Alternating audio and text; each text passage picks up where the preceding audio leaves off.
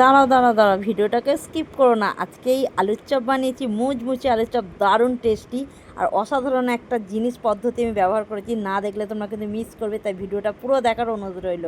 তা জানো তো আজ না দশহারা মনসা পুজো। তা আমি ভাবলাম আজকে কি করব, পান্তা যেহেতু আমাদের খেতেই হয়, তা আজকে কোনো পুজো আসা নেই।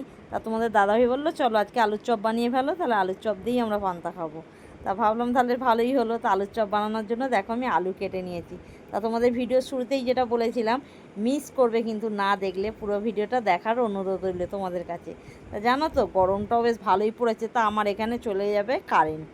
দেখো কারেন্টটা এমনই করছে, এক্ষুনি এসে বলে গেল যে কারেন্ট বন্ধ হবে 2 ঘন্টার জন্য। এবার কি করব, আপাতত এখন আছে, তা হয়তো কখন বলতে কখন চলে যাবে। তা এখানে দেখো গোটা মশলা কিছু নিয়ে নিয়েছি, গোলমরিচ, জিরে, আর এখানে হচ্ছে তোমার ধনে।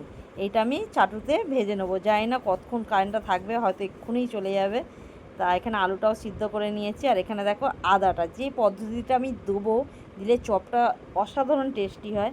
তা আমরা সাধারণত কী করি, চপ করলে বাড়িতে মিক্সারে বা শিলনোড়ায় বেটে নিই সব কিছু। তা আজকে আমি কোনো মিক্সার ব্যবহার করব না, কারণ আমি আমার বাবাকে দেখেছি, বাবা যেহেতু ক্যাটারিংয়ে রান্না করে, আমি বাবাকে দেখেছি যতবার এই চপের কোনো আইটেম করে না, তখনই আদা রসুন পেঁয়াজ, আমি আজকে পেঁয়াজ ব্যবহার করছি না বা রসুন ব্যবহার করছি না, আমি ততবারই দেখেছি না ওরা থেঁতো করে ব্যবহার করতে।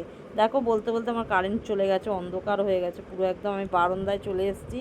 আর দেখো এই চাকি বেলন বার করেছি, এটা কিন্তু আমি মিক্সারে গুঁড়ো করলে করতেই পারতাম।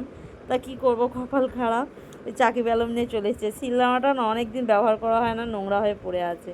আর দেখো এখানে আদাটা না ভেজে নিলাম, যে থেঁতো করা আদাটা। থেঁতো করে বলেছি বলে যে এই নয় যে একদম গোটা গোটা থাকবে, থেঁতোটা ভালো করেই করবো, একদম নড়া দিয়ে ভালো করেই করেছি। আর এটা তেলেও ভেজে নিচ্ছি, হলুদ নুন লঙ্কা দিয়ে দিয়েছি। আর এখানে আলুটাও তুলে দিয়েছি, আলুটা না আমি গ্লাসের পেছন দিয়ে তোমরা দেখলেই থেঁতো করে নিয়েছি। আর এখানে দেখো সেই ভাজা মশলা যেটা গুঁড়ো করলাম ওটাও দিয়ে দিলাম। তা তোমাদের বিশ্বাস করবে না, তোমরা এই পদ্ধতিতে একবার চপটা বানিয়ে খেও, অসাধারণ টেস্টি হয় গো।